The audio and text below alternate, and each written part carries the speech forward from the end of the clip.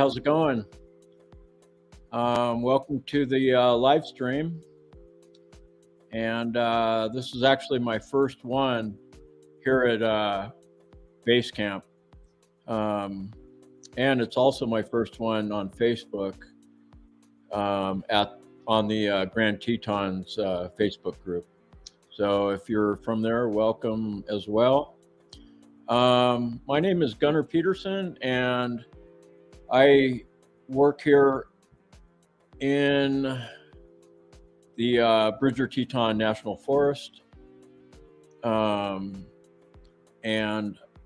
I was working last season. That was my first season. And I just had a lot of great experiences and thought I would share them with some of you guys tonight. And then I also have some videos and some photos I want to share as well. This application that I use, it's not showing me who's like present. So bear with me. I'm going to try and bring something up on my other device here so I can see the chats. I mean, I can see the chats, but I know I got Glamper Jan. Jan's here. Thanks. And it looks like I might have a couple other people here as well. Let me check something here first.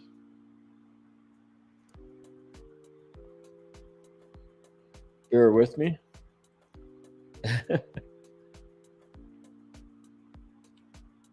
Well, let me try Facebook here.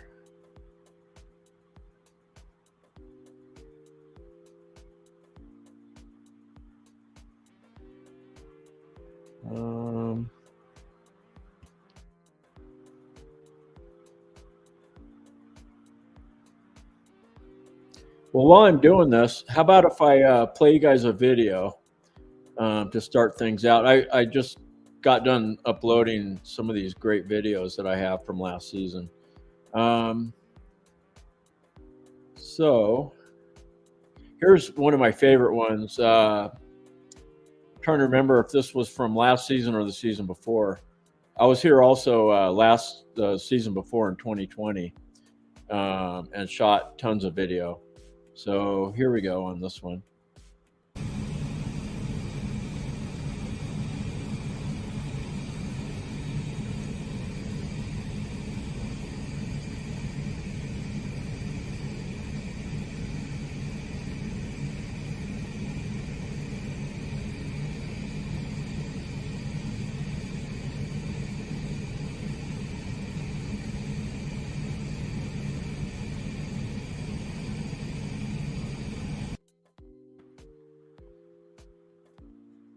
Now that was pretty cool because of the sign that was there indicating there was bears crossing. So that video might actually end up in a documentary coming up. So that would be cool if it does. Anyways. Let's see who else is here. I couldn't get into the where it shows me everyone, but I did see Dave. Dave was here. I saw that somewhere. My buddy Dave. Maybe I should bring that back up. Let me see. Yeah. There we go. I know Dave's here somewhere because I see him on this other string. I think that's the Facebook one.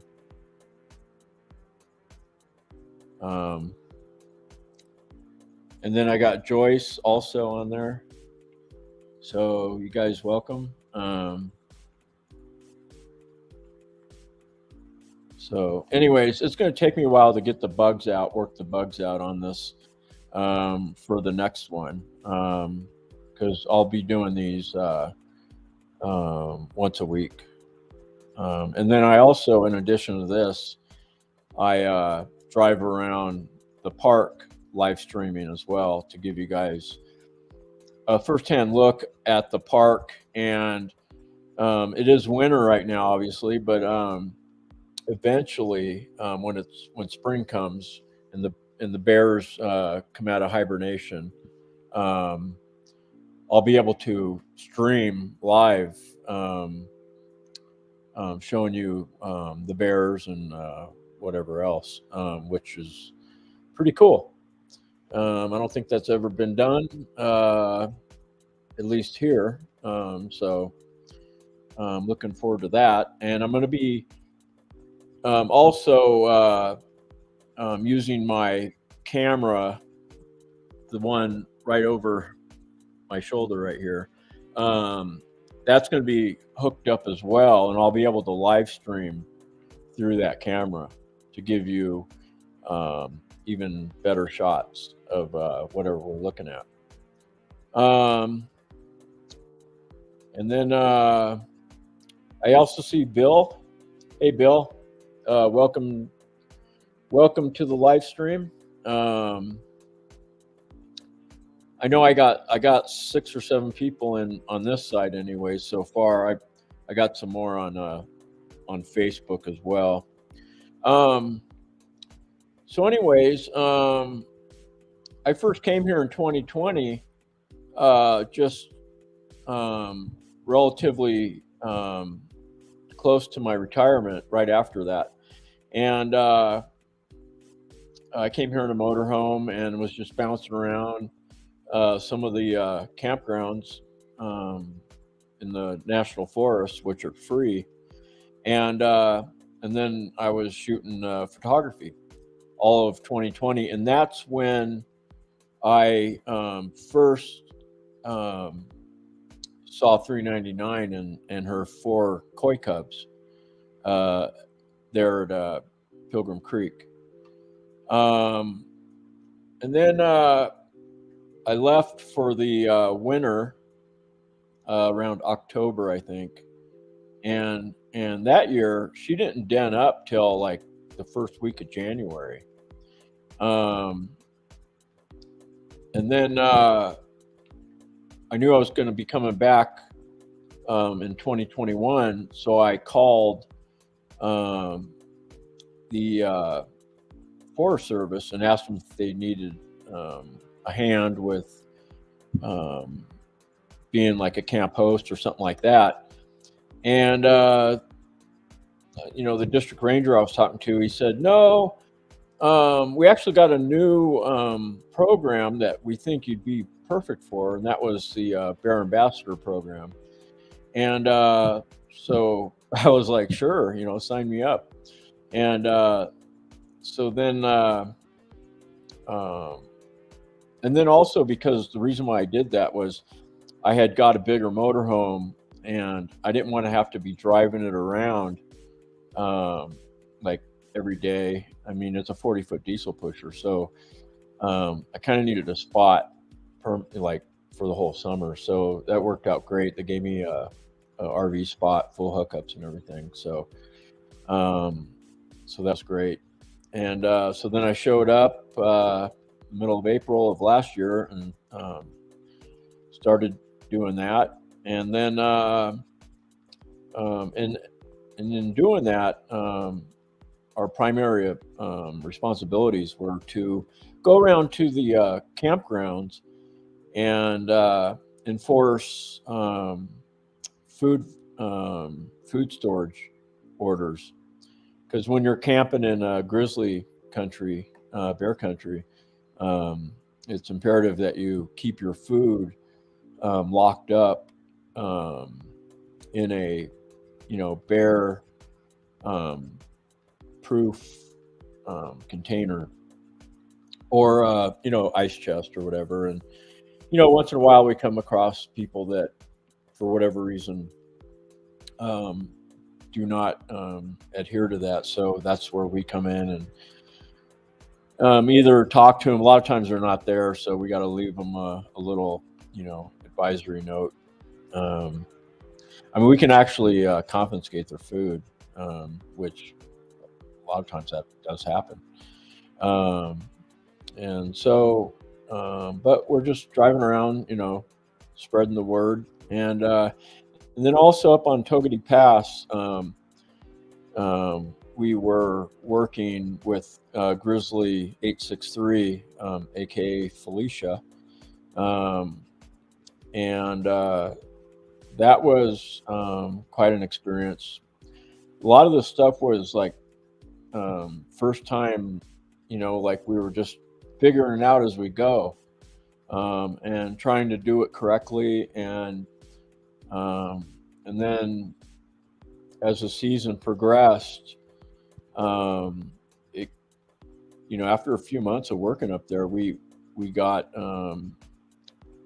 well, the Fish and Wildlife Service became involved, and we were working with them, um, and then at some point we ended up moving our operations down to into the Jackson area, because 399 and the four Cubs were kind of going out of the park and into some neighborhoods, and so we started working down there and moving our efforts down there. And our objective was to, keep everyone safe, keep the community safe, and keep the bear safe. A lot of things can happen in that scenario, for the worst. And so I started working with Wyoming Game and Fish, and then that was going on for a while, and then the bears kept going farther, and then we ended up in Hoback, and then I was driving down there for a couple of weeks straight, and then we were also working with the Grand Teton National Park Park Service, bear people. People that are used to working with 399, and we were just like a kind of like a task force, and so anyways, that went on into December, and so yeah, and then I ended up staying through the winter this year. So I actually just got back from Arizona. I had to take a break from all this coldness. And so when I got back like a week ago, I just kind of thought, I said, maybe I should start, working my YouTube channel. And that'll give me something to do. And I've been wanting to do that anyways. I kind of put it on hold last season because I was so busy working as a bear ambassador. So there's a couple things I want to put out right now before we go any further. This is not affiliated with any of the agencies I just mentioned. This is just my own personal live stream, because there's rules, and they have policies and stuff that prohibits people like myself to like I couldn't be in uniform right now and talking to you. So anyways, I wanted to put that out, and there was one other thing, but I can't think of it right now. Anyways,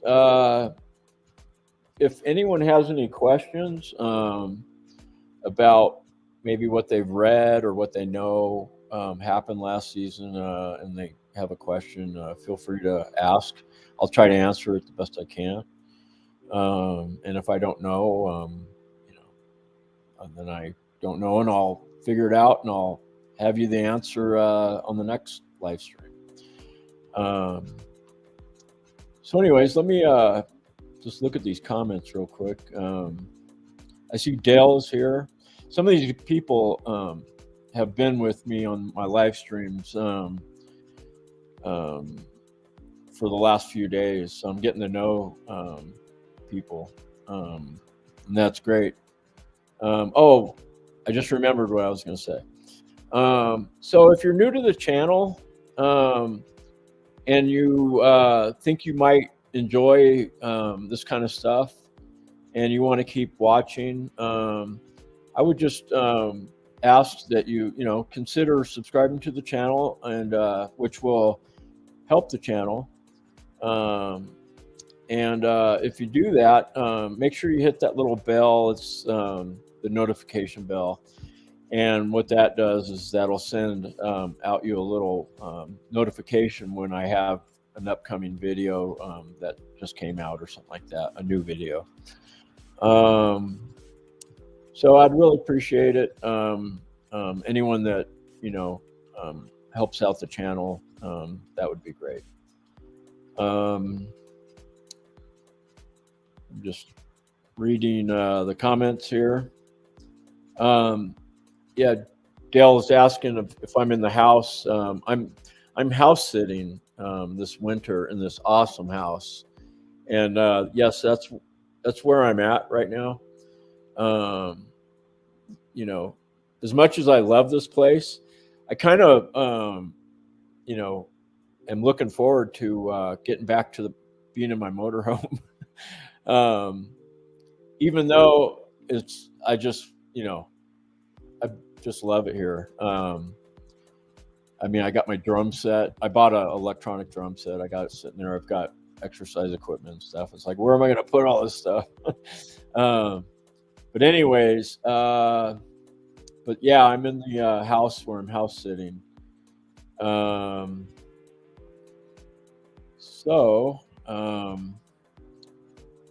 Anyways, let me show you another video. I've got a ton of them here. They're kind of all over the place, but I'll try to stay on topic with $3.99. Here's another one. One day, I came up on some cars, and it was $3.99, and I shot this video, and they came right super close to my car. But here, check it out.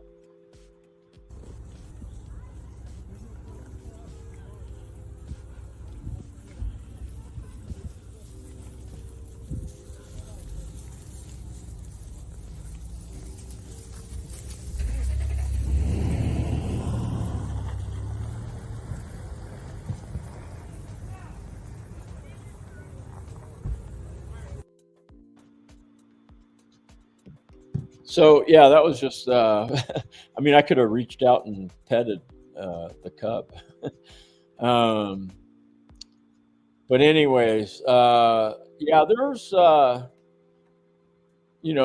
lot going on here in the park during the summer. I mean, when it comes to these bears, and the park has this group of people that help out facilitating the visitors of the park wanting to get a glimpse of the bears, get their pictures, and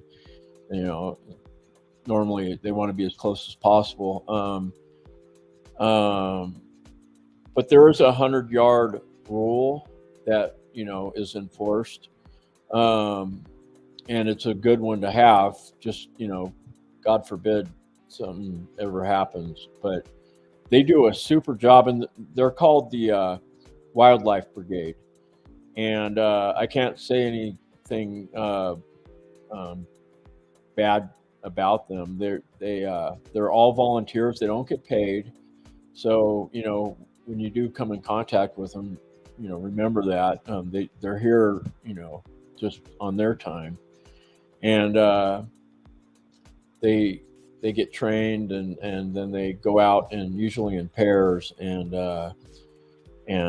just work bear jams and stuff like that. And speaking of bear jams, I do have a video of a really cool bear jam, actually. If you've never seen one, it's quite the spectacle. Oh, here it is.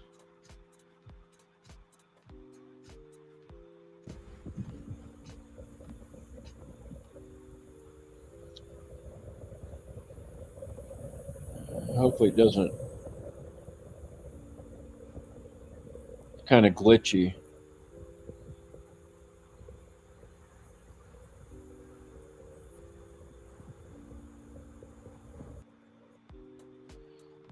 So, anyways, I apologize if that was kind of glitchy. But yeah, that was one of them. Here, I got another one for you. Hopefully this one's a little better.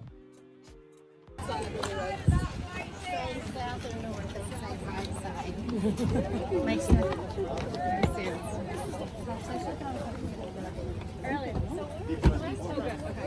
There's Lynn. She's taking the car. That's actually my buddy Tim right there. He's the white man. So if he's here watching, there you go, Tim.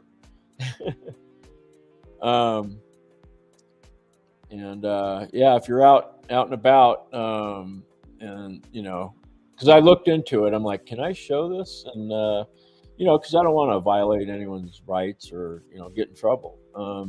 But if you're out and about and someone's in your video, there's no expectation of privacy out in public. So you're kind of okay. So anyways, that's how that works. Let me see what else. Oh, I've got a ton of video.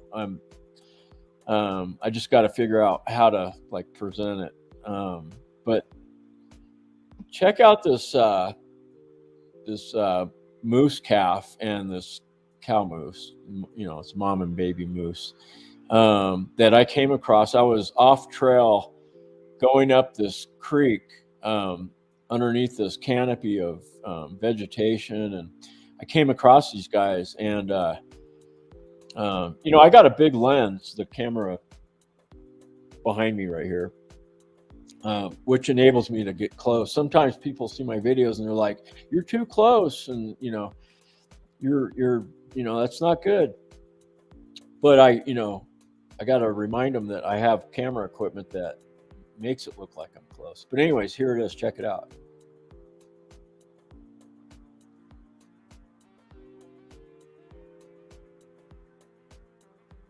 And I apologize. It wasn't loading correctly. Sorry about that. Anyways, there's a couple things that I need to do. I went into town today and got an external hard drive. I need to clean out this laptop, which it will make it run so much smoother. And I didn't get time to actually do that before tonight's presentation, so I do apologize. I will try to go back to that video, but it's a really cool video. I mean, it's awesome. But I've got some other ones here now. So I think it was 2020, I went up to Yellowstone because I heard that a grizzly bear took down a bull elk in Yellowstone River, and it was a big to-do up there. And all the photographers were converging on the area. So I ended up going up there for 4 days in my motorhome, and I just camped out there the whole time. But here's a video from it right here. Check it out. Is it that much of a factor in yield and crop yield? Is that what it is? It is a huge factor in crop yield. And so, the pesticide industry would argue, look, we're not starving anymore. You go back to before we had these modern pesticides, and there was... I mean, I've got a ton more video from, that's Grizzly 791, I believe. But what ended up happening, I stayed for 4 days, but that went on for like I think it was like 10 days or maybe even 2 weeks. Another grizzly ended up showing up, and eventually 791 took off and relinquished his rights to the carcass, and then some other bear was there, and also as you could see, a wolf showed up. There were a couple wolves that showed up. I thought for sure there was going to be a fight on our hands, but it just kind of like, it was like, oh, like, good luck trying to get my my food here. And also, I don't know if you could tell, but underneath that grizzly was a bunch of dirt, and underneath the dirt is actually the bull elk. What they do is after they kill an animal for food, they bury it, and it's called cache. Maybe I'm pronouncing it wrong, but cache. And so anyways, that was the case there. Oh, I got another video of 791. Check this one out.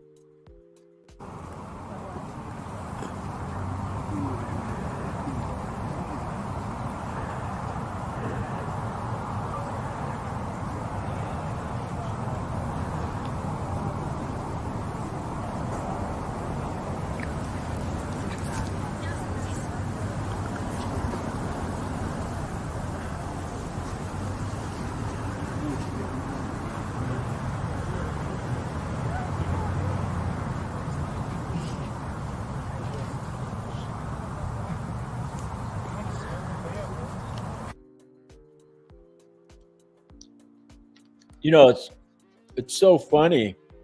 The grizzly bear, gets pissed off at those crows or the ravens. It's just hilarious to watch. But as you could tell in that video clip, you could see the head of the elk and the rack, the antlers and everything. I just wonder if you can drive by and see those antlers still sitting there. For one thing, they're on the other side of the river, and another thing, you're not allowed to take them because they're in a national park. But anyways, that was kind of cool. Let me check my comments. I got a bunch of them here. I better catch up on them. No, the wolf, as far as I know, while I was there, the wolf never, stuck around. Let's see. Oh, yeah. I better keep up on these comments here. Let's see.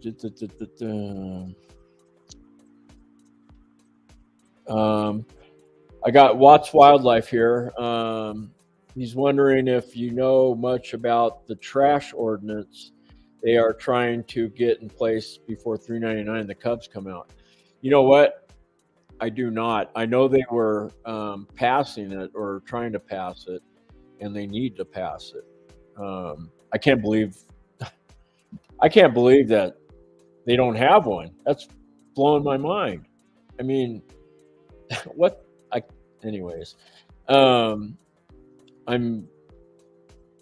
was working out down there last season, so I'm kind of real connected to the situation. But I will look into it, and I'll have an answer on my next live stream. But yeah, I think they passed it, but I'm not sure. I'm sure if they didn't, they're going to. I mean, it's like totally, needed big time.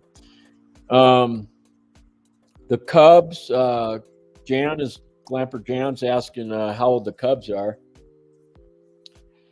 Well, they were born in 2020, so they're, about 2 years old. They're huge. I just, I'm trying to visualize the den. I mean, it must be the size of this house. Maybe it's an upstairs, downstairs den. 399's downstairs in the master bedroom, and the 4 Cubs are upstairs in 4 bedrooms. I mean, it's crazy. They're huge. I'm sure I've got more photos I'll bring up of how they are, now. But anyways, yeah, they're 2 years old. They're going this. They went into hibernation. We think we're pretty sure in December, and so they went in earlier than they did the previous year for whatever reason. And then so in 2020 they came out of hibernation, and we're seeing for the first time in the park around May 18th, I think it was. And then the following year, last year, 2021, I first saw him on like around the middle of April, like April 15th or something. And actually, I have that video right here somewhere. Here it is.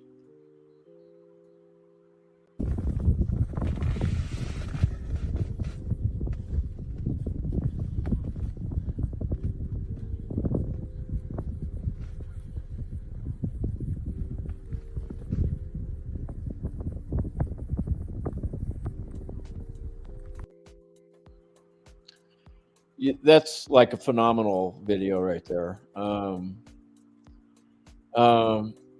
So when I first saw them, they were actually over by Christian Creek Bridge, and I know their routes, and so I kind of left that area and went and staged over at Willow Flats, and took my camera out there and just waited for them. And sure enough, they showed up, like came right at me. And then they were coming too close, so I had to like leave. I had to get out of there and create distance and go back to my car wherever I went to where everyone else was in the parking lot. And then they ended up going towards Jackson Lake area, but yeah. So that was April 15th last year. So when are they going to come out of hibernation this year? Is anyone's guess. I mean, it could be in April or it could be in May. Only time will tell. And as this snow starts to melt and it starts to warm up, there's going to be more and more people in the park, like just driving around looking for bears. It's like everyone probably wants to be the first person to see a bear, or and including 399 and the Cubs. So it's like we've been extremely lucky so far that this family group is still together. And you know, the mortality rate for cubs are like, I think it's like 50%. I mean, so to have 4 cubs survive this, you know, all this time is really remarkable. But I think part of the reason for that is because they're roadside bears. They're totally habituated. You know, now, you know, if it was like just a wild bear, you know, like out in the wild that, you know, doesn't come in contact with people, the mortality rate is 50%. You know, because you got other animals that end up killing the cubs, or, you know, whatever the case may be, or it's a grizzly boar, you know, a male grizzly, killing a cub to try to put the female cub, the mother cub sow, back into estrus, so you know, so that he can mate with her. So that's why they kill the cubs. But that doesn't occur with the roadside bears because, you know, it's kind of speculative, but some people think it's because, you know, that's why they hang out at the along the road around people's, because 399 knows that she's safe there and no one's going to harm her or her cubs. So, you know, that's what a lot of people think, and it does make sense. So anyways, let me see.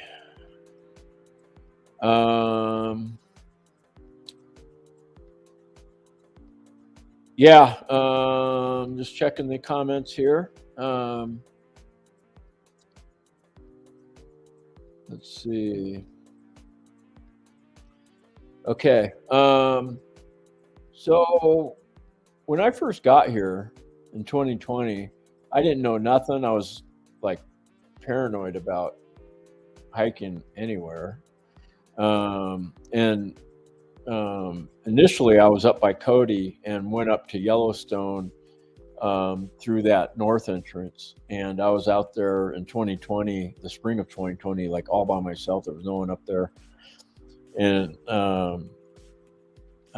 so I eventually made it down to the Grand Tetons.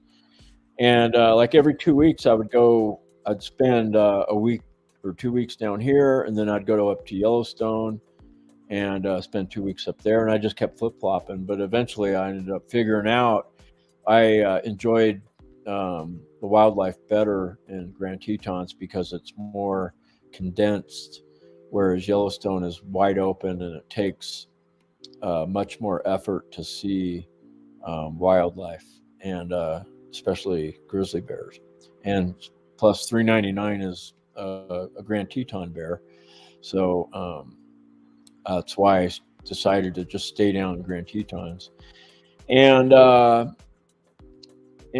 so what ended up happening was one day I, went for a hike on a trail, and I had all my gear with me. And, some people probably would say that, I was out hunting for 399 or whatever. But, when I go hiking and I bring my gear, I'm just out looking for anything to take videos and shoot photos of any wildlife. As you can see, I'll show you other things I have. I just don't have bear videos. But anyways, on this one particular hike, so let me back up. Leading up to that hike, 399 had not been seen for I think it was like a week or 10 days or something like that. And so anyways, I went on this hike, and it just, as luck would have it, or whatever you want to call it, I ran into him. And I was like 2 miles into the area away from anyone. Like when I was on this hike, there was no one else out there. I didn't see anyone out there. The trail was open, so I wasn't like violating any rules or anything, which I would never do anyways. And so I was out there on this trail, and I came across them, and I was just like, wow. And they were, I think it was like maybe about 75 yards from me. And I took some video of them, because I felt it was safe enough to do so. And in conjunction with keeping distance, and throughout the contact, I had created even more distance. So let me show you the video. I had other videos, but unfortunately, they were lost in file transfers back then. But I do have one, and I will never get rid of it. So let me find it for you here. Here it is, right here. So check it out. This is right when I saw him for the first time.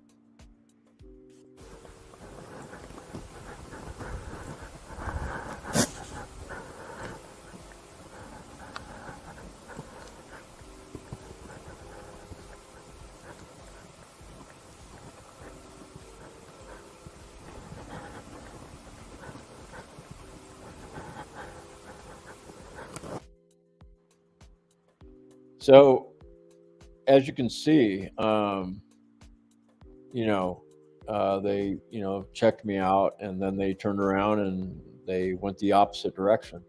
So when that happened, I thought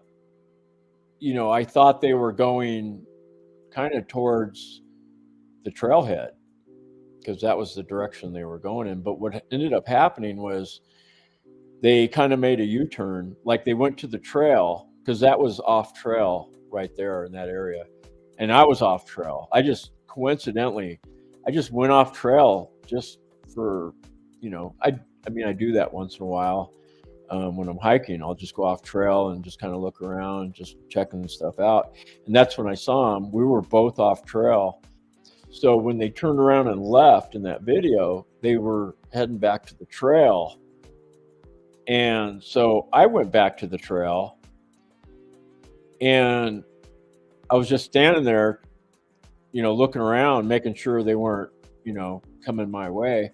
And that's what ended up happening, was they were coming right at me, just, cautiously walking. They saw me. And so then of course, I kind of went back to where I was, and gave them a wide berth area to continue on the trail. And then they ended up going off trail in the opposite direction. I never saw them again.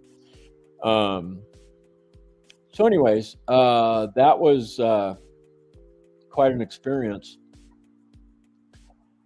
Now, if that was a wild bear, grizzly bear, I probably wouldn't be sitting here right now. I mean, I had bear spray, but there's a big difference between habituated grizzly bears and wild grizzly bears. And when you're out there hiking in bear country, hopefully you have bear spray, because what could happen is, if you don't have bear spray and it attacks you, or something like that happens, if you live, they're going to try and locate that bear, and they're probably going to put it down.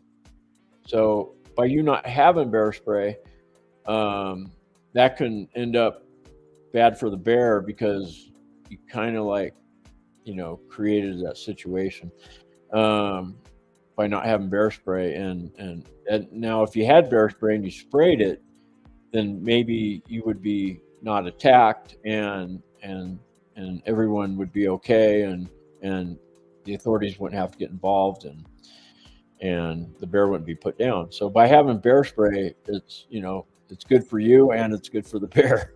And actually, if you've never seen bear spray, I got a can of it right here. This is a small can. This is your average can. Most people have this size. It's about the size of a deodorant canister.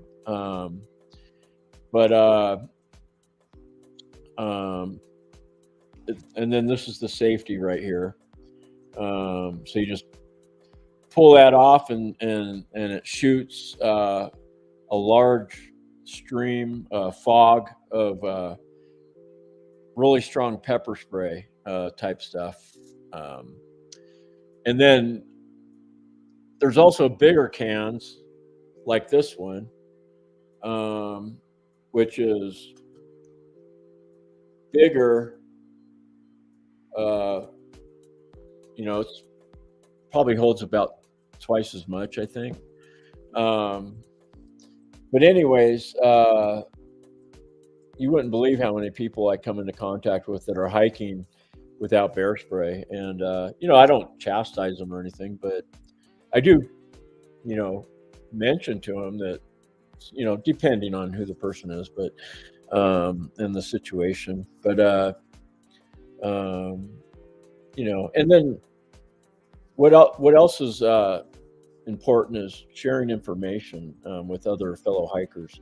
You know, if you do see a bear, or, you know, a black bear or a grizzly bear, or whatever, you know, it's smart to share that information to maybe you're leaving and there's new people coming in to the area. Well, just let them know. Say, hey, just so you know, FYI, I saw, you know, a black bear with 3 cubs up, you know, about a quarter mile up the trail on your right, or whatever. You know, that could save someone's life, actually. So anyways, man, I've got so much information to talk about. I mean, what is it? We're already going on almost 50 minutes, which is, I mean, I could talk about this stuff all night. And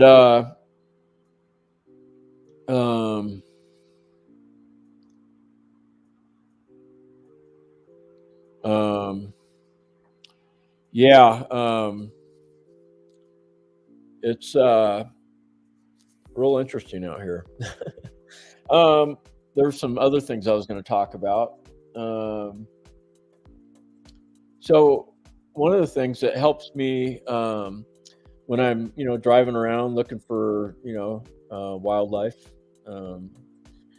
is one of these. It's a scanner, and you know, this has helped me so much. Like I'll hear the rangers say, like, you know, there's a grizzly bear, and they give the location, and I'm like, okay, thank you. And I, you know, I go over there and, you know, shoot video.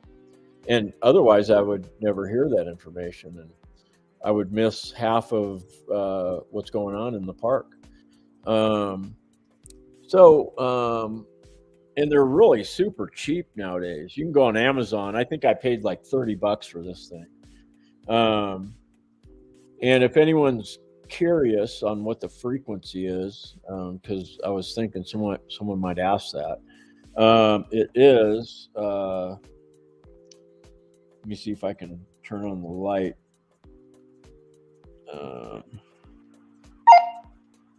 So it's 171.675, and I'll show it to you.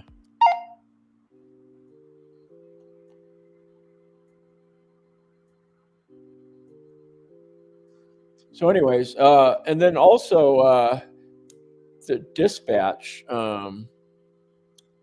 is the same dispatch that I work with, because I carry a radio at work when I'm working, and I keep in contact with them and stuff. But so that dispatch center, the comm center, they give out a daily morning report, which includes weather and um,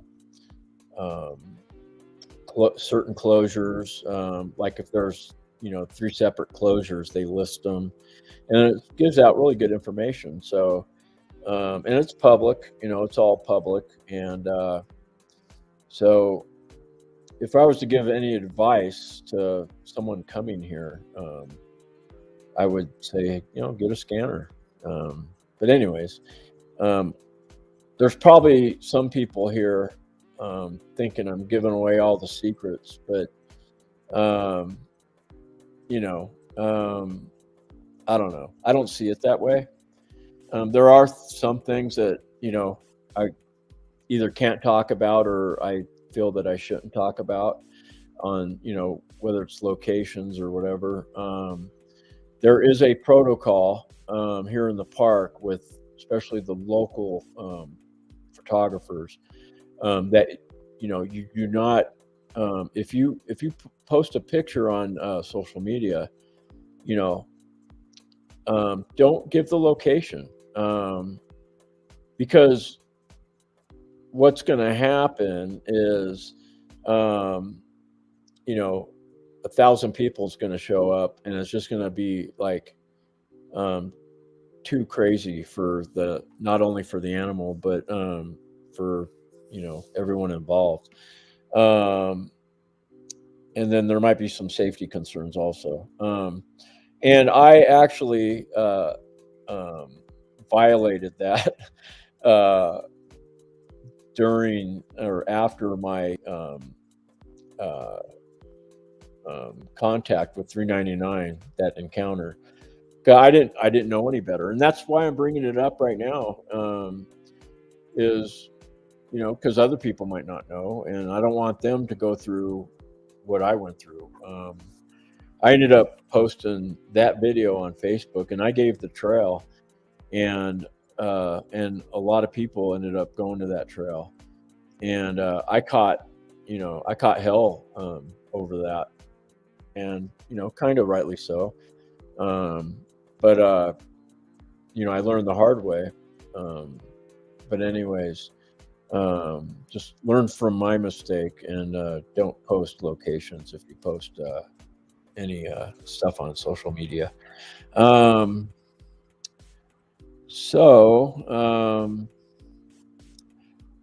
Yeah, if you're going to search Amazon, well, just search the name. This is called, I can't pronounce it. It's I don't know how you feel about China, things made in China, and it's getting real political.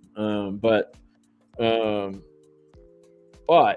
this one is, I'll just show it to you, and you can write down the name.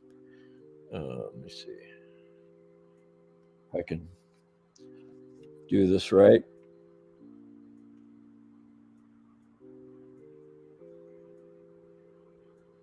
It's BAOFENG.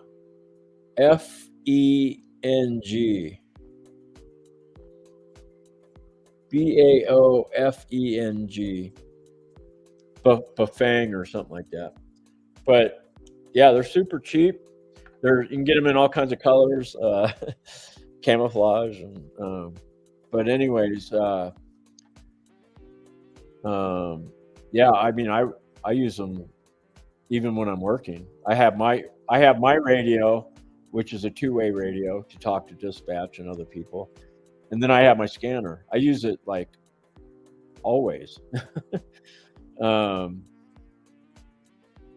Let's see.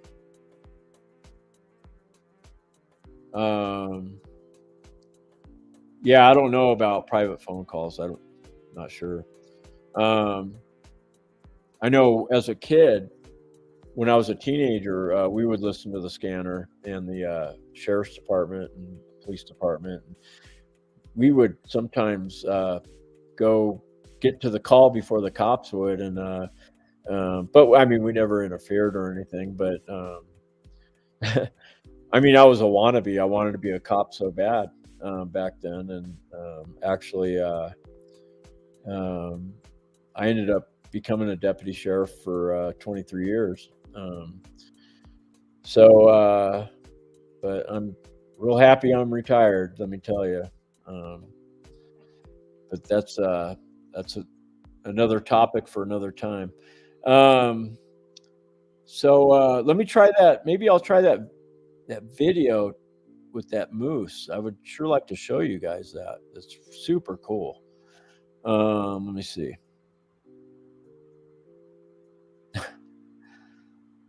It's not going.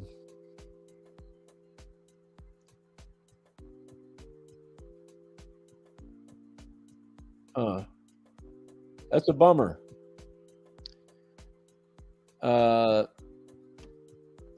It's, you know what? It's my laptop. I need to clean it out, and I apologize. I will have that squared away before the next live stream. Let me tell you.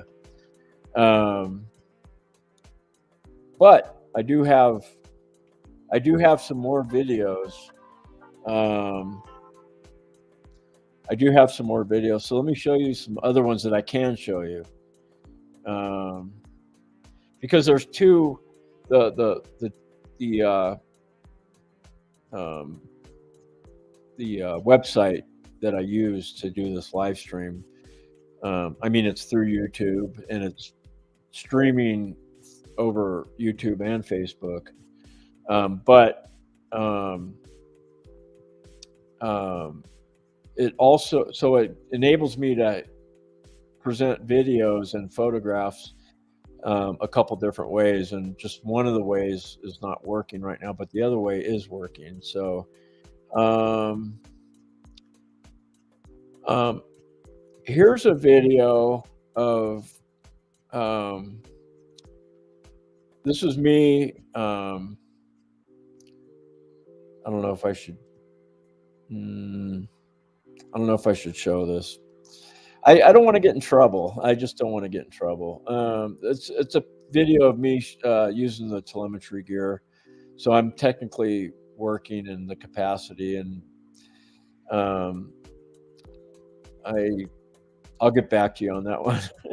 I just don't want to, ruin it.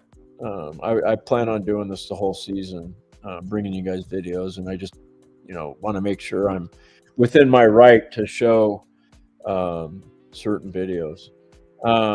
Plus, it wasn't really that much of a exciting video, but here is a video. So let me explain.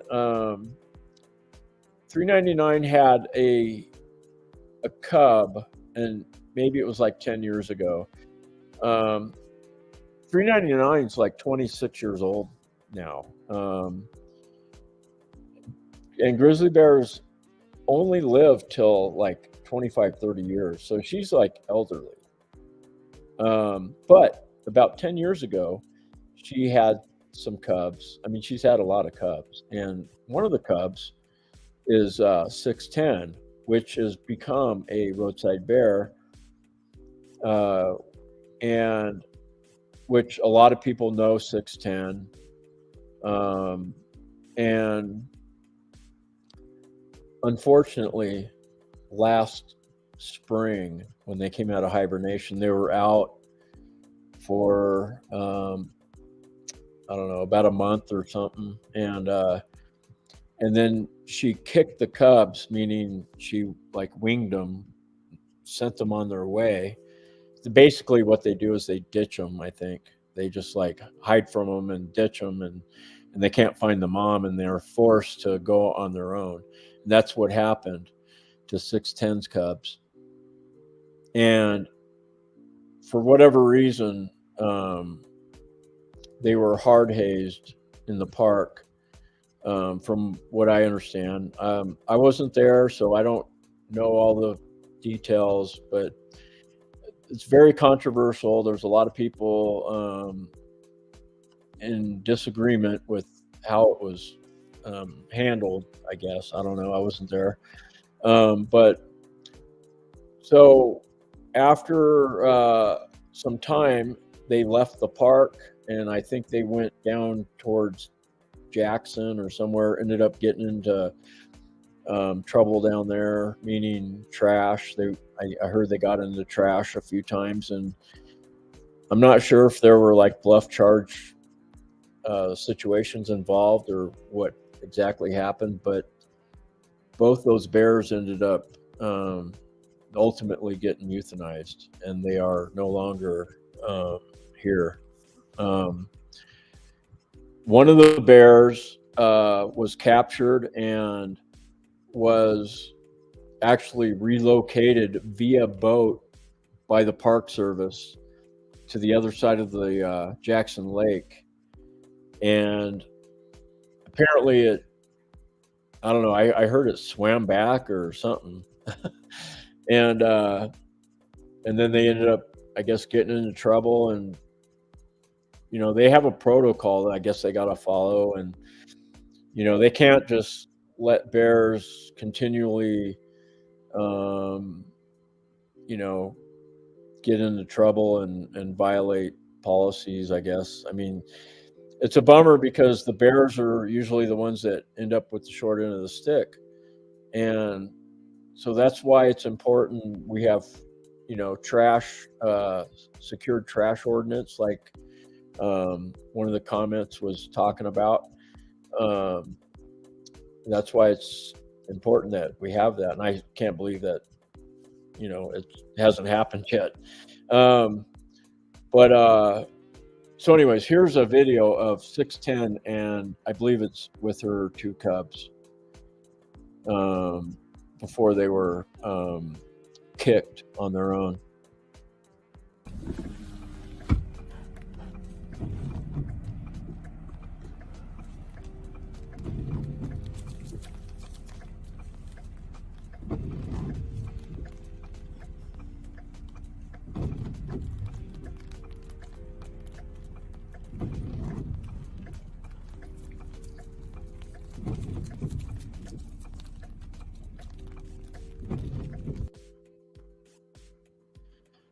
So, yeah, that was like, we're super close. I mean, I was, whenever you see my video like that, just rest assured I'm in a vehicle. I'm not just standing there. Yeah, I would never do that. But anyways, it looks like Greg is wherever he's at. It's 11 o'clock where he's at, so he must be on the East Coast. Well, thanks for sticking with me. And that brings up a good point. Maybe I should have these earlier, but feel free to put in the comments when do you think a good time would be for me to have live streams. Okay, you're in Tallahassee. Okay, yeah, well, that's the East Coast time zone, I believe. 2 hours difference from me. Yeah. I used to be a night owl, and I can be a night owl, but I like to get up at the crack of dawn because I don't like to sleep. It's weird, but I do have sleep apnea, and so maybe that has something to do with it. Yeah, I try to get to bed at a reasonable time and wake up right when it gets light, because I don't want to miss. I don't want to sleep away the day. That's for sure. But anyways, let me show you some more videos, and that will spark some more discussion. There's a lot of things to talk about, that's for sure. Let's see. So, did I play this one already? I'm not sure. Well, let me play this one. This one is Felicia, 863, and she lives up on Togety Pass. So if you ever come here and you want to like get a glimpse of her, that's where you'll want to go to try and find her. She's usually along the highway somewhere, which is kind of a controversial thing. Let me just explain. Well, let me show the video, and then I'll explain to you some things surrounding that bear.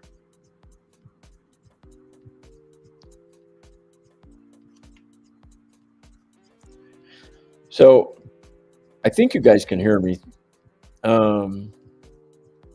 Maybe if you can let me know if you can hear me talking while the video is playing, that would be helpful.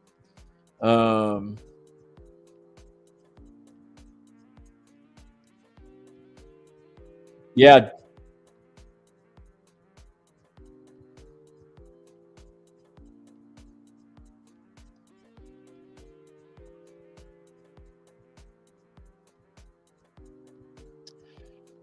So, okay, you can hear me while the video is playing. Awesome.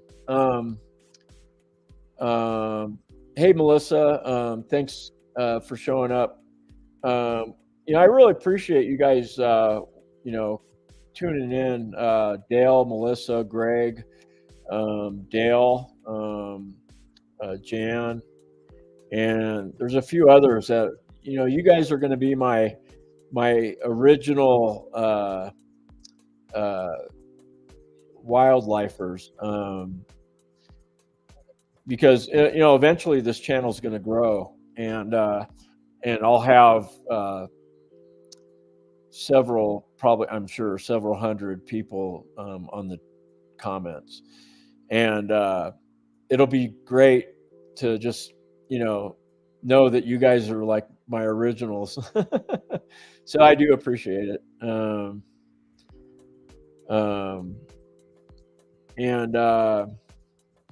Yeah, I'm kind of jealous of Jan. She's in Arizona right now where it's nice and warm. So anyways, let me show you another video here. I was going to talk to you about Felicia. So up there on Togety Pass,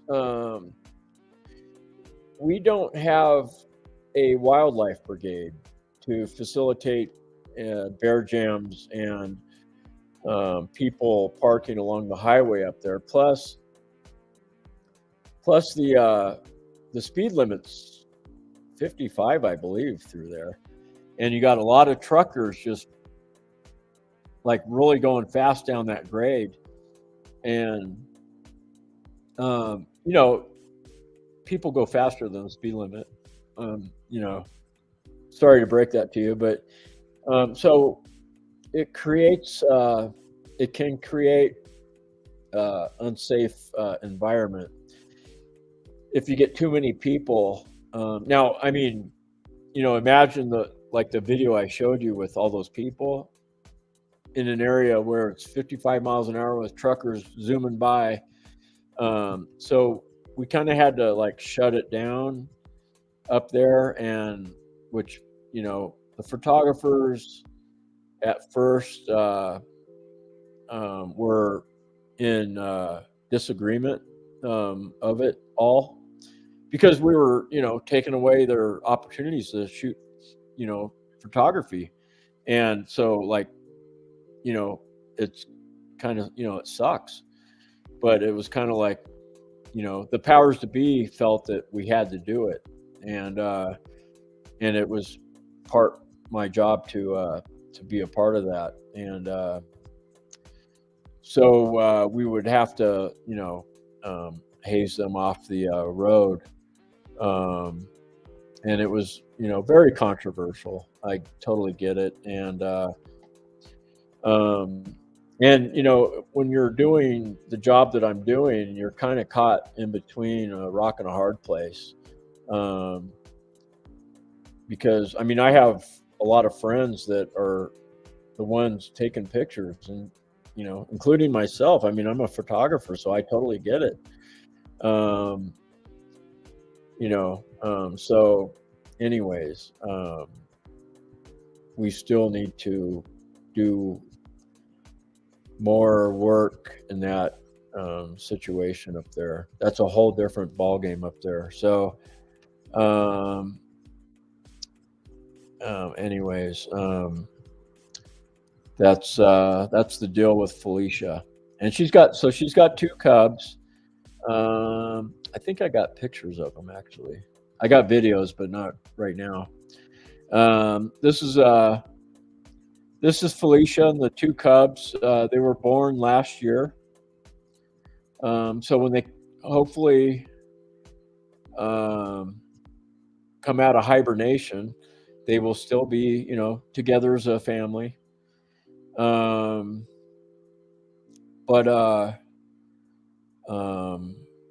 yeah, that's Felicia. If I ever get off topic or forget to say something, feel free to make a comment and remind me. I got a lot of moving parts in this live stream. Here's another picture of the 4 cubs, 399's cubs. I took this picture, I think it was May 22nd, where they're kind of all standing up. One's got some grass, chewing on his grass. But that's a super cute photo right there. So yeah, I get it. I love photography. And actually, I'm going to force myself to only work the 20 hours that I'm supposed to. Unlike last season, I'm only part-time, and I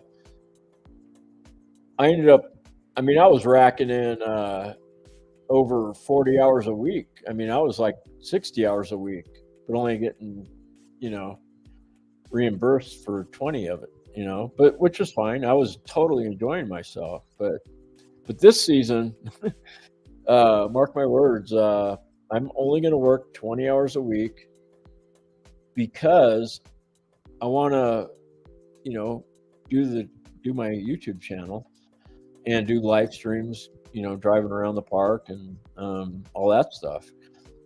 Plus, I want to hike the Tetons and hit all the spots that I didn't do last year. So anyways, so here's another picture of 610 and the 2 cubs from last season.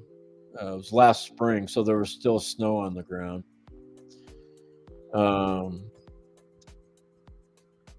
I'm guessing that those are the 2 cubs standing up, and 610's the one on all 4s. And I actually have those videos as well, but I don't think I got time to. I don't have them uploaded right now to show you guys, but I will show them to you next time. And then here's another picture of, this is that one up in Yellowstone. 7, now I'm forgetting the number. But that's a good, check out the claws on that guy. They're huge. 791. Pretty sure that's 791. Maybe I got that wrong. Let me check the comments here. I'm going to keep going until you guys tell me to stop. We're going on. Oh, we're over an hour. We're an hour and 15 minutes. I'm going to shoot for 2 hours. Because like I said, I can talk about this all night. Let's see. When they stand up, we are. Oh, okay. I don't understand the question. How old are they when they stand up? We are new viewers.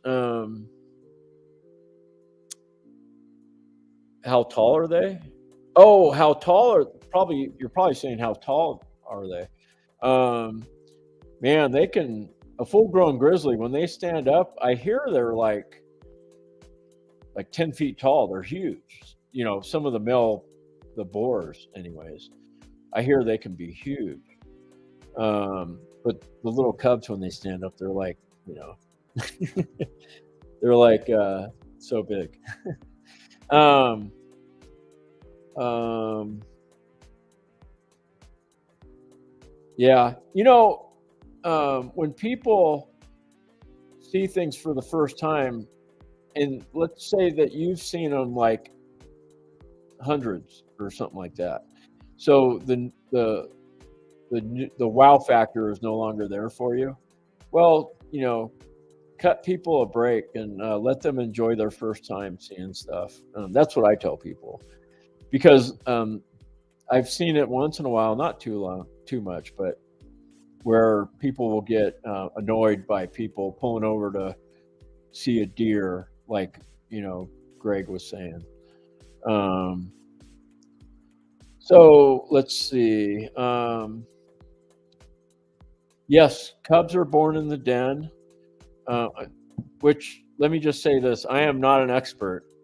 I've only been at this for a couple years, and I've only got one season under my belt as a bear ambassador. So, but as I tell people, I had a crash course.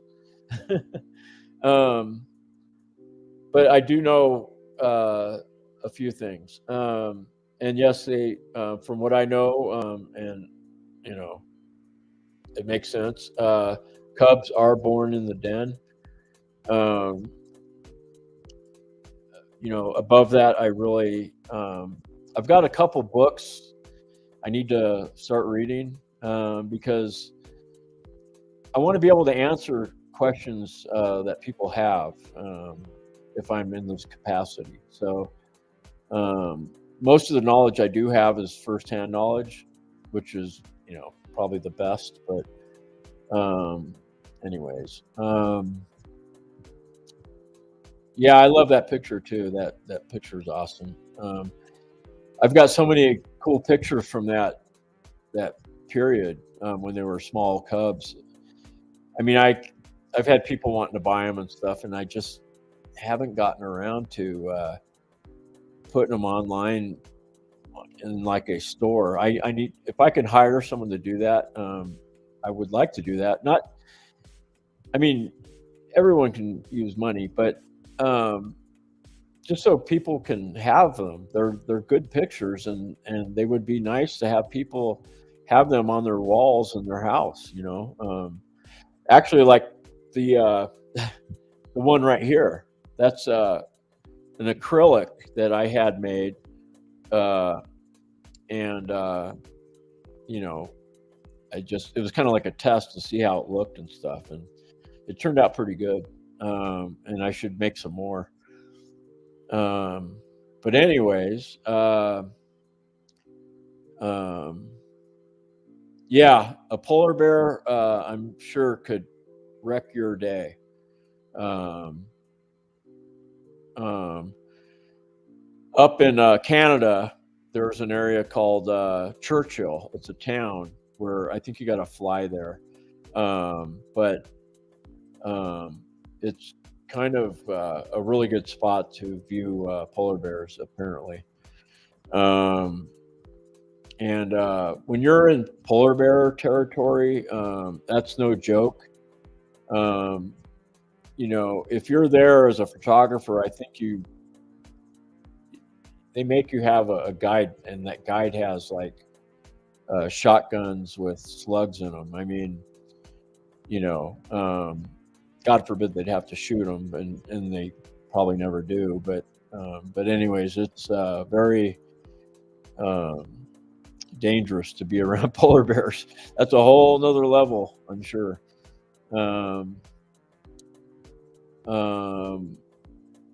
I guess someone was asking what I did, but and then Melissa answered it for me, so thank you. Yeah, I'm a bear ambassador for the Forest Service, and I heard we're going to have. Well, I ended up getting contact with someone I knew, and they became a bear ambassador to help me out. And I believe he's coming back this season as well. Um, hopefully he does. Um, and but I heard that we're getting actually two more, so we'll have four total, four bear ambassadors, and it's made possible by the Friends of the Bridger Teton. I would be remiss if I didn't mention this. Um, the Friends of the Bridger Teton is a nonprofit organization that brings awareness to the public of grizzly bears and everything surrounding them. And there's probably more to that organization that I'm telling you right now, but yeah, they're the ones that make it possible that people like myself are able to do what I do.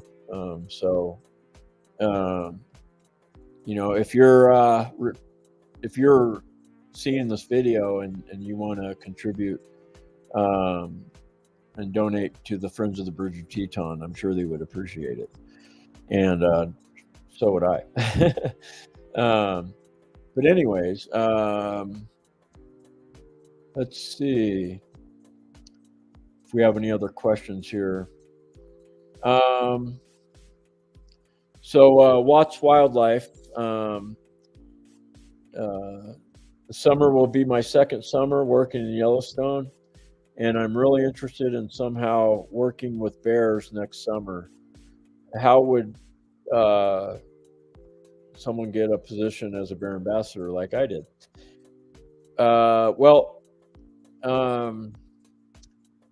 What you would do is you would contact the Forest Service, either in Jackson or Black Rock, which I'm based out of Black Rock, and they would put you in touch with the process. I don't know if they've hired those other two positions yet, but that's how you would go about doing it. Let's see, what else do we have here?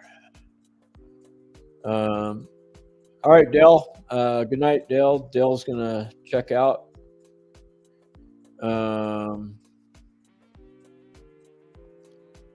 Let's see. What does a bear ambassador do? I explained a little about a bit earlier about it, but basically what I do is I drive around to our campgrounds. The Forest Service has probably about 5 or 6 campgrounds in the area that people can camp for free. So they're very popular.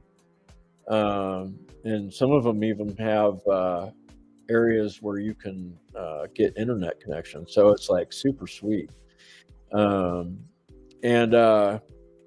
we drive around and patrol those areas specifically to make sure people have their food storage properly taken care of. A lot of times people will just leave their food out and they'll just hop in the car and leave camp and go sightseeing. And when they show up, all their ice chests are been confiscated by us. Because if we don't do that, we risk of a situation where a bear comes into camp and gets what's called a food reward by eating your food that you left out carelessly. And ultimately what will happen is that bears have extremely good memories, and they'll keep coming back. Once they get that food, they'll keep coming back to that same spot over and over.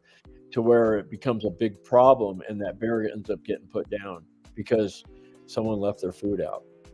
So we preach that big time. And then also what our job is to, if we're called upon to assist some of these other agencies in monitoring and tracking bears and stuff like that, like what I did last season. I didn't mention it yet, but we ended up trapping 3 of the cubs and putting GPS collars on 2 of the cubs, which again is most of the stuff is controversial, and that definitely is controversial. No one, for a few reasons, no one wants to take a picture of a bear with a big old giant, collar around its neck. And I totally get that because, like I said, I shoot photography myself. And so, but especially with 399, it was, the powers to be decided that it was needed big time to get some collars on a couple of those bears so we can know where they're at, so we can keep them out of trouble. That was, I think, the driving force behind the capture and the collaring, which I was a part of.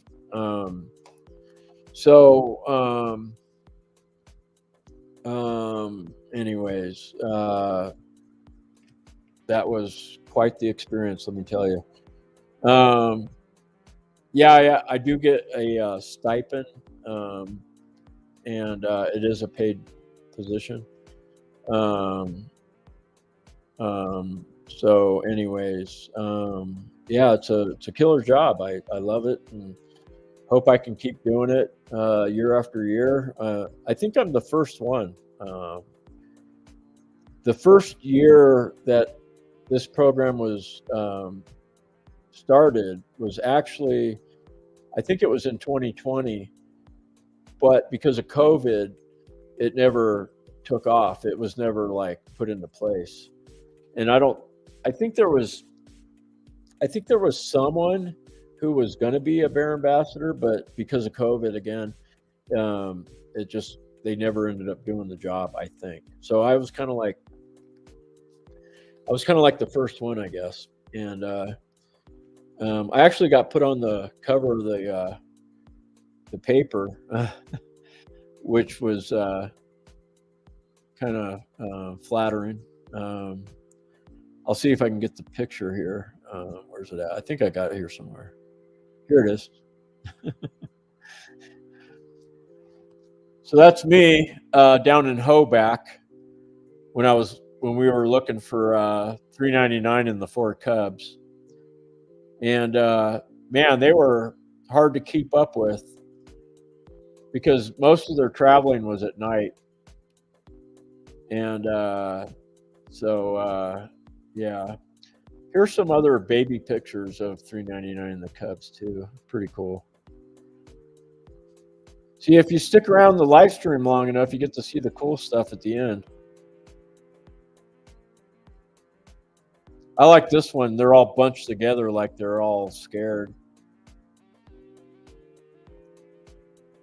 Let's see.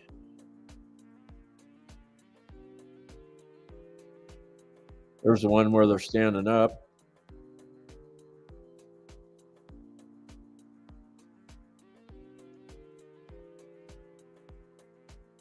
It's hard to get $3.99 and the cubs together looking at the camera all at the same time. It's difficult. Very difficult. This one's funny. It's like the one in the back's like waving hello, and the other one's fighting the other one.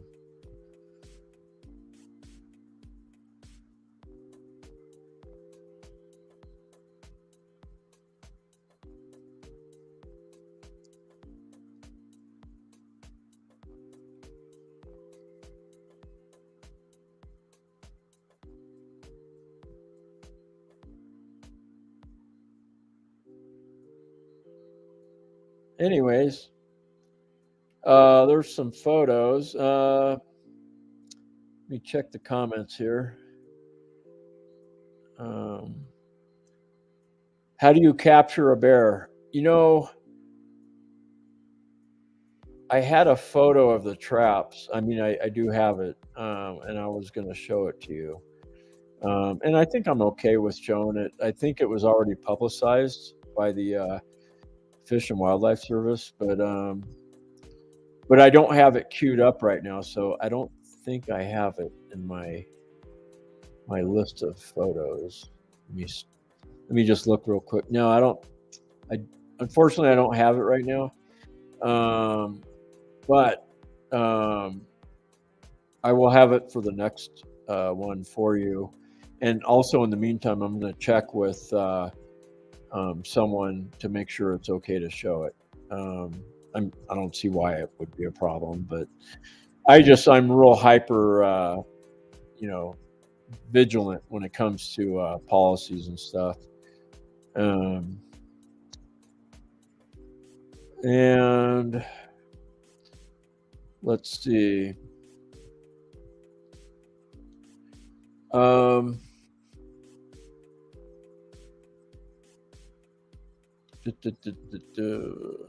You mean how do we trap them? Well, what we do is we put it's like a big metal cylinder, like it's like in the shape of this, but as big as a car, like a small little smart car, but it's like this cylinder where the bear would go into it like this, and then once it goes in, the door shuts behind it. And what we do is we put basically roadkill in there and then they smell the meat, and then they, from a mile away, they'll smell it and they'll come to the trap, and they go in the trap, and then that's how we trap them. And then what happens after that is they put them to sleep with a safe drug, and then while they're asleep, they measure it and take blood samples and make sure it's healthy and everything, and then that's when they give the bears a name or a number. So I believe the two cubs that we collared is 1057, so 1057 and 1058, I believe. It's weird. There's so much stuff I can't remember, but when it comes to this stuff, for some reason I remember it. But yeah, that's what happens, and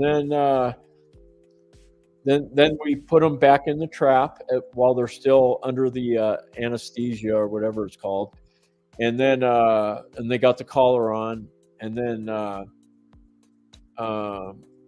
when we think that they're it's all worn off and they're wide awake and everything, that's when we release them, because what we don't want to happen is to release them while they're still under the influence of a narcotic or drug or whatever, and they go into a body of water and they drown or get hit by a car or something like that. So it's real important that we do not release them until they're fully awake and all that's worn off. And in this case, we were very lucky. It was a success as far as the trapping and the collaring and the release. We were able to release them all as a family, and what ended up happening was after that, I ended up being part of the monitoring and tracking team, and we basically followed them all the way back to Jackson, and then all the way back to the park. it was Thanksgiving night when they actually went back into towards Jackson Lake. So yeah, it was very much a success as far as we were concerned. And so that's kind of how it works with the trapping.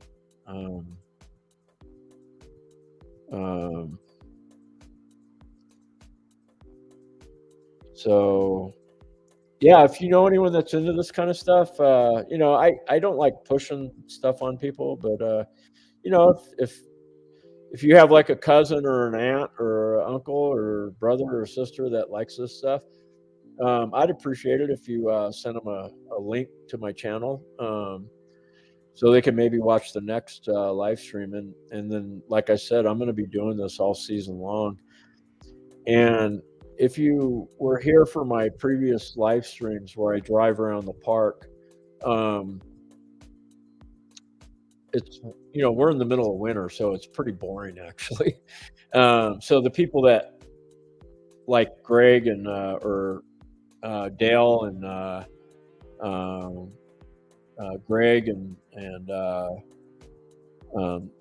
my original core members have been with me through those times. I appreciate that because, like I said, it's kind of pretty boring. The only thing that's making it interesting is when I pull over and show you a video from my upload, and what we're talking about.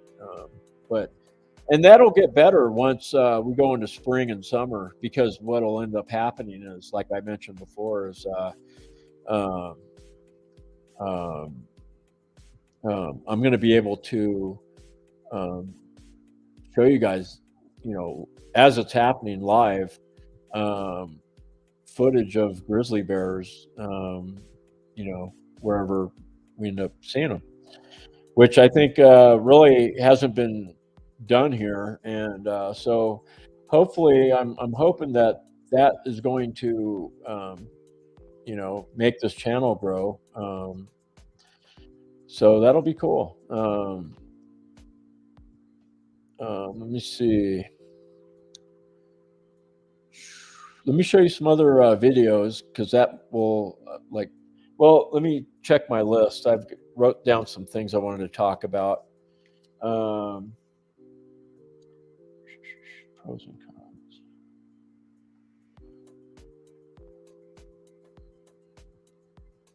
Oh yeah, just so you know, this stuff is very expensive. That's why a lot of people don't want to buy it. But how do you put a price tag on your safety? Unfortunately, this stuff is expensive, and it goes for, if you buy it at the store on the corner in the park, they're going to hit you up for probably $50 for this thing. If you buy it online, you might be able to save $20. I'm not sure, but anyways, I just wanted to explain that real quick.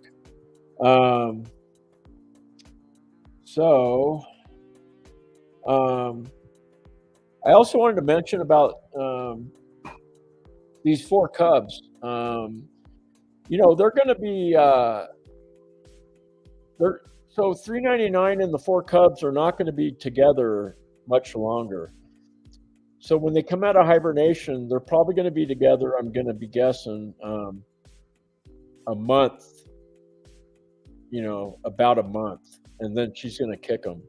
And when she kicks them, we're going to have 4 bears additional on their own for the first time. They're probably going to be hanging out together. It's going to be a trip watching this unfold. And what we don't want to happen is what happened to 610's cubs. And I'm not pointing the finger at the Park Service or anything. But we just, and that's part of the reasons why they rushed to get this trash ordinance put together. I think because of those 4 cubs. $3.99, those 4 cubs, they're kind of like royalty around here. They're a real big deal. $3.99 is probably the most famous grizzly bear in the world. She's definitely the most famous bear in this country. So, we want to make sure they got the best chance of survival that they can get. So I've talked to some of the people, some of the guys and gals in charge in the Grand Teton National Park, and I brought up this topic, and because it's an obvious one, and they reassured me that they're going to be taking extra steps to deal with these 4 cubs when they do get kicked and that they're running around here on their own. Hopefully they're going to stay in the park, but unfortunately they were down with their mom, down in Jackson and Hoback, which is a town down past Jackson.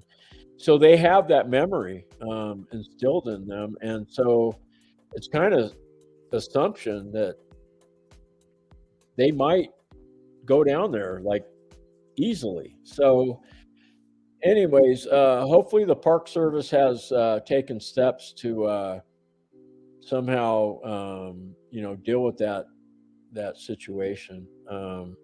Because we would all hate for, things to happen the wrong way. Yeah, so they sell bear spray at Costco. I mean, honestly, if I was anyone getting it, I mean, I think I got this. Well, I think I got this at Cabela's or something. I was going to say I think I got it online, but I don't think I did. But I would try to get it online. That's probably going to be your best bet if you plan on coming to any park or area where they have bears and black bears too. I haven't really talked about black bears this live stream, but and maybe I will next live stream get into it more. But all these rules apply to black bears as well. The only difference, there's a few differences obviously between black bears and grizzly bears. One being temperament. Grizzly bears are very much more capable to be more aggressive, and they could probably run faster, maybe. But anyways, I'm not an expert, so that's probably another topic I need to bone up on. The differences between I do have some cards that tell you the difference between a black bear and a grizzly bear, like if you're seeing tracks in the mud or something. So anyways, but yeah, I need to bone up on that subject for sure. So Greg is saying they use public speakers to keep it short. Oh, okay. Well, you know what? Yeah, maybe I should cut it. I thought about doing this for an hour. And you're absolutely right. There's probably a protocol. This is my first time doing this, so I apologize if I'm doing this too long. And I should probably save some of this for the next time, which I have a ton of stuff that I can cover. But anyways, yeah, Jan's checking out too. So I think when Jan leaves, I think it's time for all of us to call it a night. She actually might be my moderator and helping out. Hopefully, she helps out with another channel, and so I had asked her if she would think about helping me out. And so, anyways, yeah. Anyways, I think we should probably call it a night. Let me play a couple more videos, and then and then we'll call it a night. Maybe I mean, I still have 8 viewers. Let me know in the comments what you think. But let me see. Oh, here's a video I wanted to show you guys. So when I was driving through the park back in December, I was actually giving someone a ride home from the airport. I was doing someone a favor. And you know, during that time, the migration of the elk was like hot and heavy. They were crossing the road big time. And as soon as I got back on the highway after leaving the airport, I came across a herd of them on the road, and luckily I stopped in time. But and then I kept driving, and then about 10 miles down the road, unfortunately, I hit an elk, and I totaled my car. It was devastating. Luckily, no one in the car got injured. I was only going 35 miles an hour, and I had just bought the car 5 days before, and I was just heartbroken because I knew it was going to be a fiasco to deal with, and it kind of has been. The insurance already paid it off, but I'm dealing with the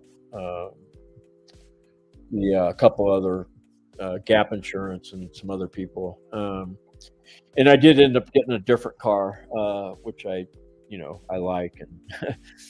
And anyways, which brings me to this video that I want to show you guys.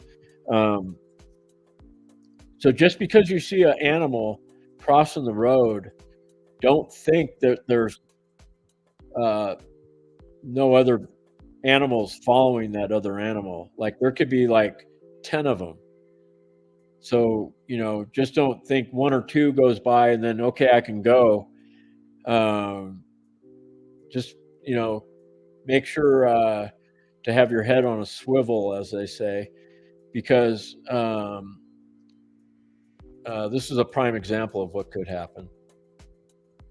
Let me see. Here it is.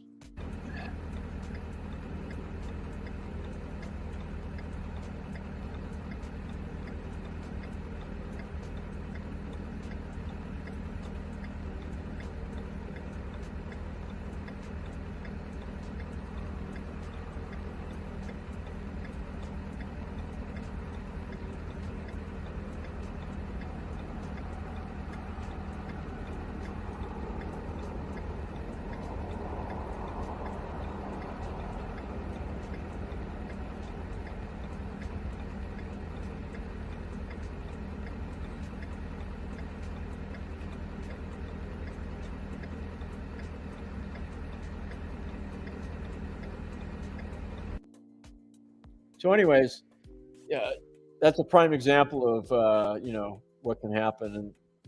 And like I said, I was only going 35 miles an hour.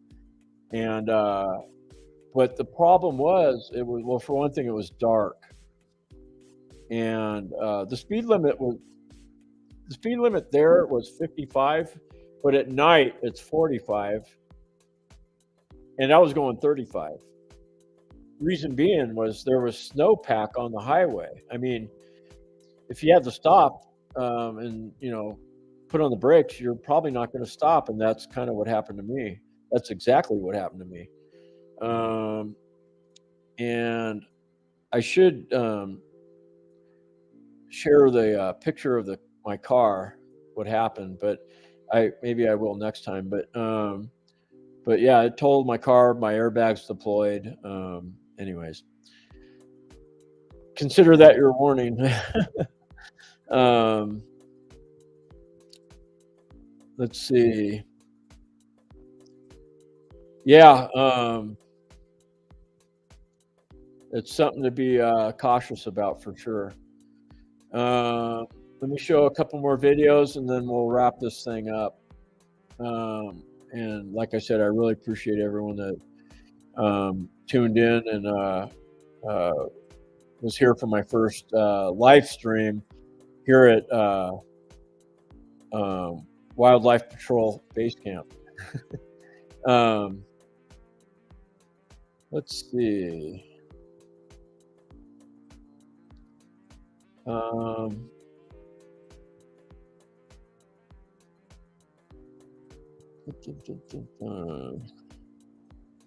Oh, let's see. Oh, here's. Have you ever guys seen grouse? They're like little land birds that they're kind of like pheasants. But anyways, if you've never seen one, here's a grouse video that I shot.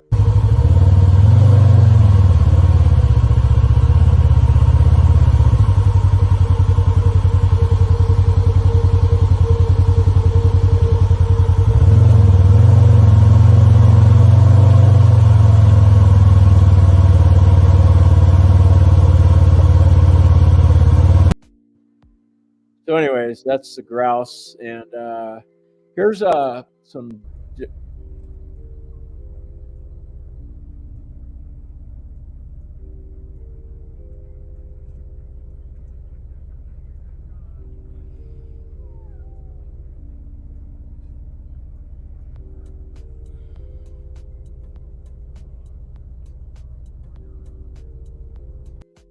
I have a really good video I want to show you before you guys leave. Check this one out. This one's super cool. This one's of 610 in the cubs.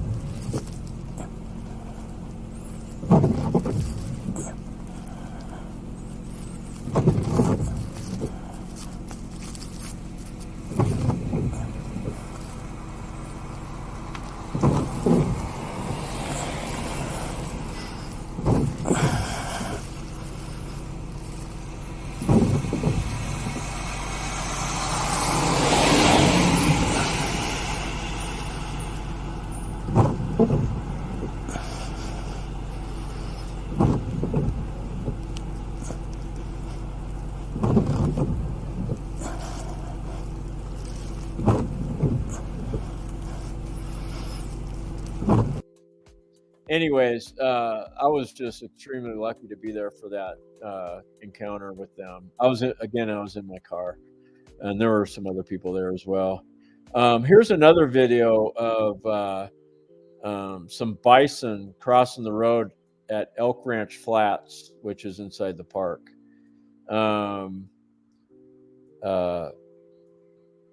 So keep an eye on the small ones, the babies.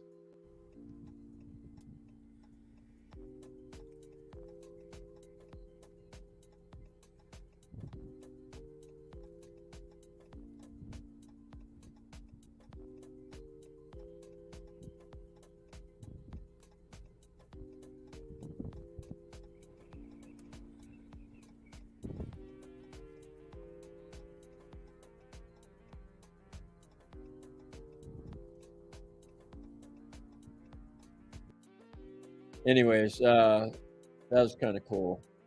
Speaking of which, as it says right here on the little ticker tape thing, I haven't seen the bison in like quite a while. Actually, since I've been back, they're usually out at Elk Ranch Flats where that video was taken.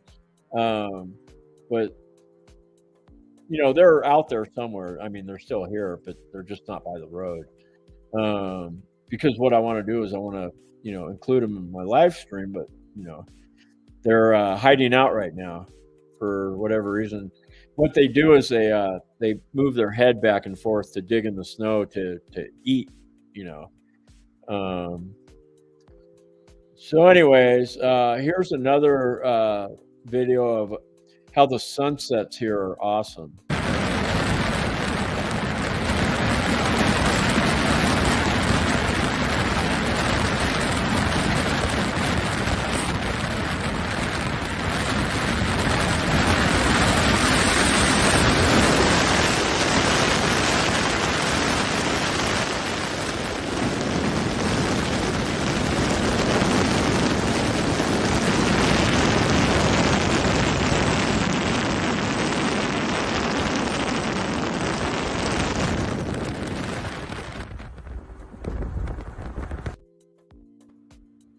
anyways, yeah, that was super cool sunset.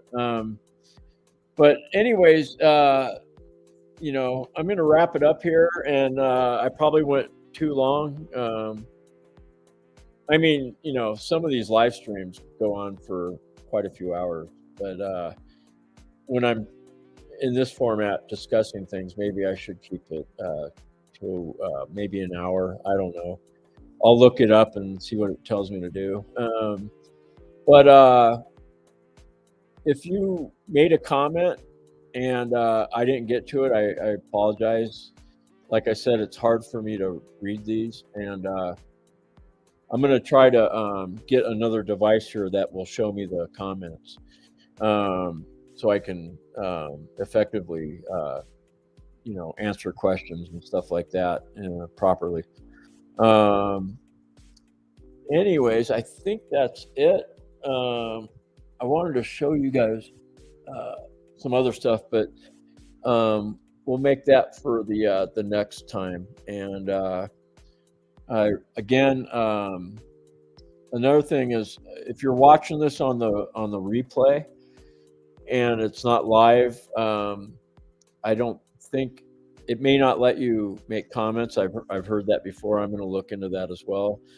I may need to change websites. I'm using StreamYard right now, and I may need to change to another one that's going to allow me to do some other things. But anyways, again, I appreciate everyone coming and viewing my live stream tonight. And again, if this is something that you like and you want to be a part of,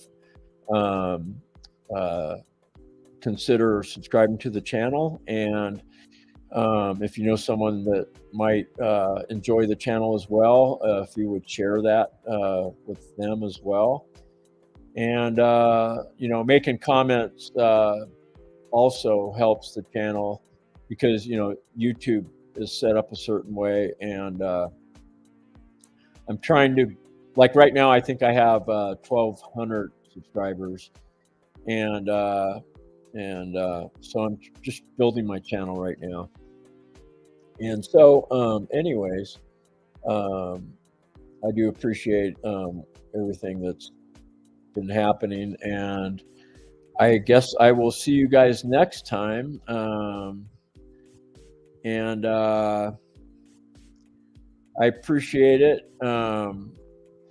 And yeah, this live stream went very well, and I'm very happy about it. I was kind of like not sure how it was going to go, but I think it went pretty good. I'll be curious to see how many total viewers I had.